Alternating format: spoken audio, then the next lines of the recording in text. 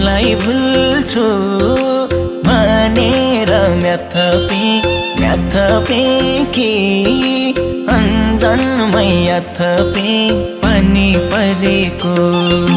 तिम्रो याद आयो र बेसी झरे